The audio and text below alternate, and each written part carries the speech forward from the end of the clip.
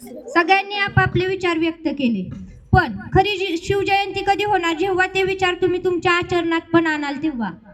राज पोरांनी गर्जना दिल्या नाही तेवढ्या तुमच्या नावाच्या, राज पोरांनी गर्जना दिल्या नाही तेवढ्या तुमच्या नावाच्या।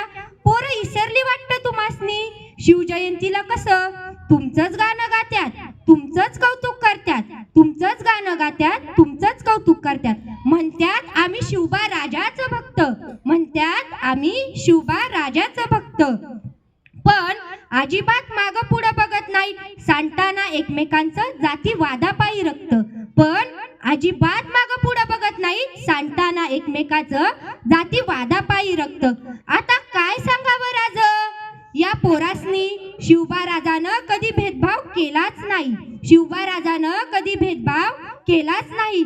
आपल्या सैन्यात 18 पगड जाती जमाती, आपल्या सैन्यात 18 पगड जाती जमाती, आणि प्रत्येक जातीचा तुम्हाला बी लय आदर राज, आणि प्रत्येक जातीचा तुम्हाला बी लय आदर राज। लोकांनी चांगलाच डाव साधला, लोकांनी चांगलाच डाव साधला राज, आणि स्वराज्यात जातीवाद मात्र वाढला, आणि स्वराज्यात जातीवाद मात्र वाढला।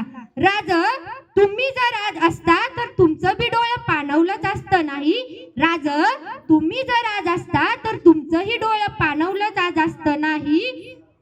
राज तुमची आज खरी गरज आहे या तरुण पिढीला, या महाराष्ट्राला तुमच्या विचारांची गरज आहे। लढणारे लढले, आपल्याला फक्त जपायचंय ह्या गडकोटांना, किल्ल्यांना आणि आपल्या महाराजांच्या सह्याद्रीला, आणि हे जेव्हा करू आपण तेव्हाच महाराजांचे विचार आचरणात आणू। हीच खरी शिवजयंती आणि हाच खरा उत्सव। शिवराय सांगायला सोपे आहेत, शिवराय सांगायला सोपे आहेत, शिवराय ऐकायलाही सोपे आहेत, शिवरायांचा जयघोष करणं तर अगदी सोपं आहे, पण शिवराय अंगीकारणं खूप कठीण आहे, पण शिवराय अंगीकारणं खूप कठीण आहे। आणि जो शिवरायांना स्वतःच्या आचरणात आणेल, आणि जो शिवरायांना स्वतःच्या आचरणात आणेल तो या जगावर राज्य करेल एवढे मात्र नक्की, तो या जगावर राज्य करेल एवढे मात्र नक्की। एवढे बोलून हा कार्यक्रम इथेच संपला असे मी जाहीर करते।